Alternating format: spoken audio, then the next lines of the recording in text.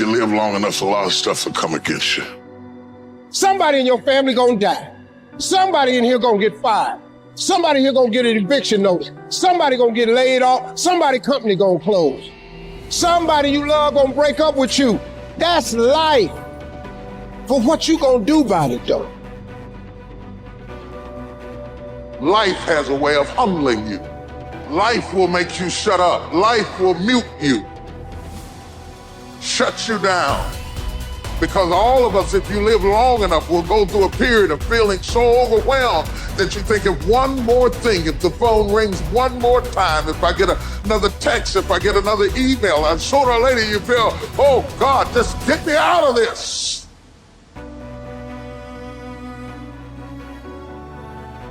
If somebody came and knocked you down, boom, and ain't nothing you can do about it. But if I come back a week later and you still on the ground, we got a problem. And some of you say, Eric, it ain't my fault. You right. The way you were born, what happened to you is not your fault. But doggone it, you still on the ground after 20 years? You have absolutely nothing to do with what happened to you. It's not your fault.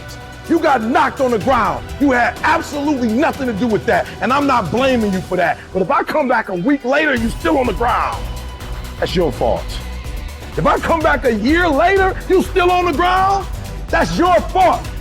If you get knocked down, there's nothing you can do about it. But getting back up has every single thing to do with you. And you will promise me that from this day forward, you will not be defeated. You don't belong at the bottom, and it's time for you to get your butt from down there. It's time for you to stop being comfortable at the bottom. Get your butt up and get to where you're supposed to be. The difference is not the genetic code, the potential. It's a guy that's willing to get knocked down, finally test on fortune, stand back up, the perseverance to see it through, the never say die attitude. And I go in there, man, and if I don't win, I showed up, I gave my valid effort. And tomorrow I'll do the same thing. And I'll continue to throw shit against the wall. Every day I'll throw more up there, try it again, and I'll never get comfortable. It's necessary that you take charge, that you begin to stand up inside of yourself, that you dry your tears and you're not given the luxury of feeling sorry for yourself, that you got to get in a fighting mode. You can't surrender. You can't be a chump. You've got to fight back. You've got to stand up and start. So wait a minute, what is it I need to do? You got to make yourself move even if it hurts. Many people have been written off and said, this one won't survive. And they did. It's possible. You've got to believe in your heart of hearts that it's possible that you can beat this. Your belief, your faith, your drive, your determination, your persistence, your perseverance, your spirit. Greater is he that is in you than what's out here in this world. So you've got to decide, you've got to say, it's possible that I can beat this. And it's necessary that I do this. In spite of the pain and the conditions, you've got to mobilize your mind and your spirit. There's nothing as powerful as a made-up mind. You want affirmation, look yourself in the mirror and say, I think I can, I think I can, I think I can, I know I can. We're built to walk uphill. And when you reach the pinnacle of the hill, you want to stop and appreciate the vision, but the next thing you want is a higher hill in the distance, because it's the uphill climb that it's from the uphill climb that we derive our value. And I mean this technically. So almost all the positive emotion we feel, especially the emotion that fills us with enthusiasm, and that's to be filled with the Spirit of God, by the way, because that's what enthusiasm means. That's experienced in relationship to a goal. And so in some sense, and this is part of the religious enterprise, you want a goal that you can never attain, right? So you can always move closer to the goal that recedes as you move towards it. You think, well, that's frustrating. It's like Sisyphus pushing the rock uphill. But it's not, because as you pursue that goal, you put yourself together and your life does get better and richer and more abundant. And that's why the highest levels of virtue and goal are in some sense transcendent. You want them to be above everything you're doing so you can continually move towards something that's more sublime and better. That's what you are. You're here to live, not to sleep. And the problem with the vision of Mai Tais on the beach is that, well, first of all, that's a vision of drug-induced unconsciousness. Second, it's only going to work for about a week. Third, you're going to be a laughingstock in a month and depressed and aimless and goalless.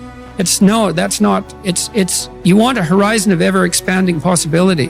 And so it does happen to people because they've staked their soul on the attainment of an instrumental goal. And it can be a pretty high order goal, but then you think, well, now I'm there, now what?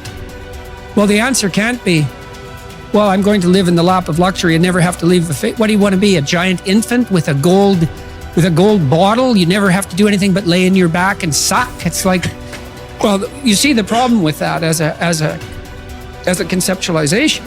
It's no, you want to be like an active warrior moving uphill with your sword in hand, and that's dynamic, that's exciting, and that's why so many young men disappear into video games. That's all acted out in the video game. So they have to act that out in their own life. Not that I despise video games, because I don't, but they're not a substitute for life. They might be good training under some conditions for life. See, as human beings, why?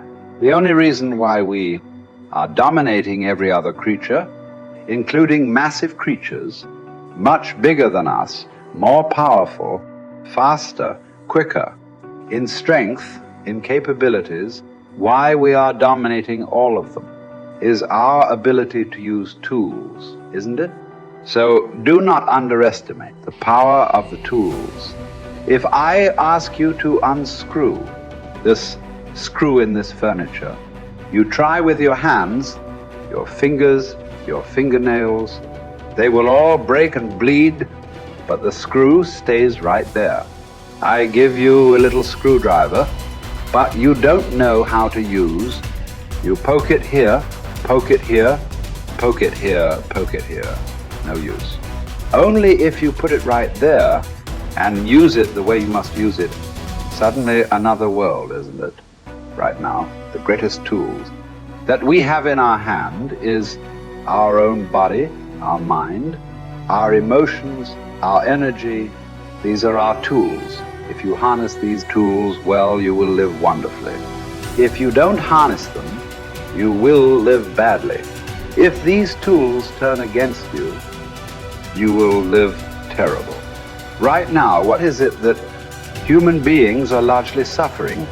No great amount of suffering is coming to you from outside. Everything is on self-help, isn't it? Poking yourself. Why? Because we gave you a sharp mind.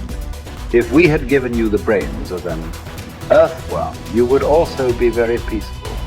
But to develop this level of cerebral capability, it took millions of years of evolution to get you here, isn't it? I want you to just imagine from a single celled amoeba to make you like this, how much work. And now you suffer this result.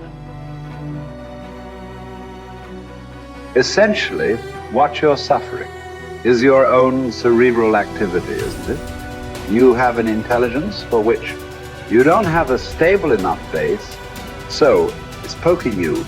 Instead of being useful to you, it is poking you simply because this base is not stable. So one thing is to create a stable base so that this intelligence works for you. We have a huge frontal lobe, and it's 40% of our entire brain. And most people, when they have a thought, they just think that that's the truth. And I think one of my greatest realizations in my own journey was just because you have a thought doesn't necessarily mean it's true. So if you think 60 to 70,000 thoughts in one day, and we do, and 90% of those thoughts are the same thoughts as the day before, and you believe that your thoughts have something to do with your destiny, your life's not going to change very much, because the same thought leads to the same choice leads to the same behavior creates the same experience, and the same experience produces the same emotion. And so then the act of becoming conscious of this process to begin to become more aware of how you think, how you act, and how you feel. It's called metacognition. And so then, why is that important? Because the more conscious you become of those unconscious states of mind and body, the less likely you're going to go unconscious during the day. And that thought is not going to slip by your awareness unchecked. because it means to know thyself. The word meditation means to become familiar with. So as you become familiar with the thoughts, the behaviors, and the emotions of the old self, you're retiring that old self. As you fire and wire new thoughts and condition the body into a new emotional state, if you do that enough times, it'll begin to become familiar to you. So it's so important, just like a garden. If you're planting a garden, you got to get rid of the weeds. You got to take the plants from the past year and you got to pull them out. The rocks that sift to the top that are like our emotional blocks, they have to be removed. The soil has to be tenderized and broken down. You have to make room to plant a new garden. So primarily, we learn the most about ourselves and others when we're uncomfortable. Because the moment you move into that uncomfortable state, normally a program jumps in. When that program jumps in, it's because the person doesn't want to be in the present moment and engage it consciously.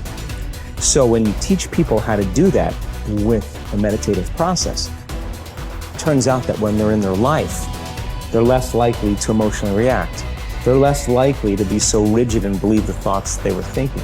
They're more aware of when they go unconscious back into a habit, and that is what starts the process of change.